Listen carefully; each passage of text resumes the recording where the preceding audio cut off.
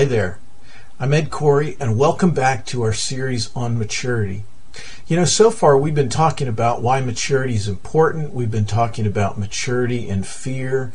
We've been talking about maturing love. We've been talking about why maturity is valuable, some of the things we need to grow it, what happens when we don't, and we've talked about our brain and maturity. Now, are you ready to shift gears? Let's start laying out the kinds of things that you and I need to grow our maturity in a little bit more detail. The very first thing that we're going to talk about is joy. Joy is essential for growing our maturity. You really can't grow your maturity without it. Now, what does joy mean?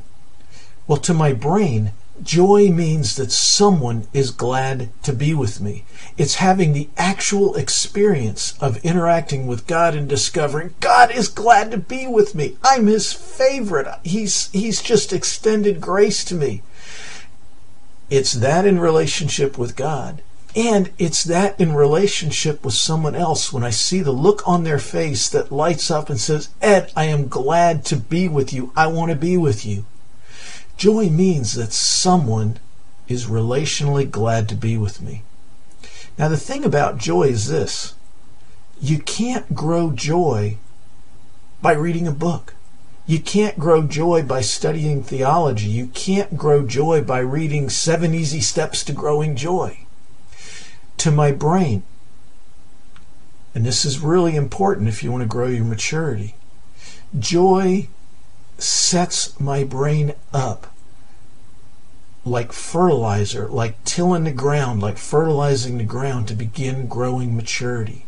Joy kind of pulls me away from the back into the front part of my brain so that I can begin responding to God and to other people and training with my relational skills. Joy only happens relationally, and it triggers, the experience of joy triggers a release of dopamine, which is the neurotransmitter that helps you feel pleasure.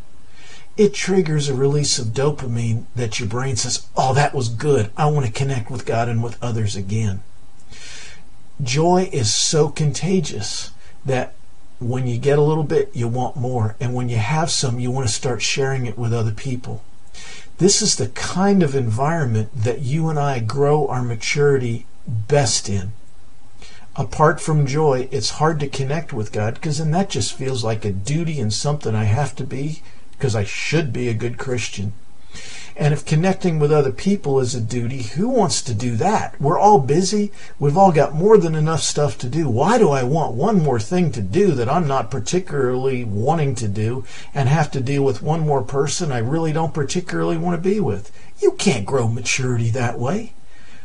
But we can grow maturity in joy when we're experiencing God and other people being glad to be with us.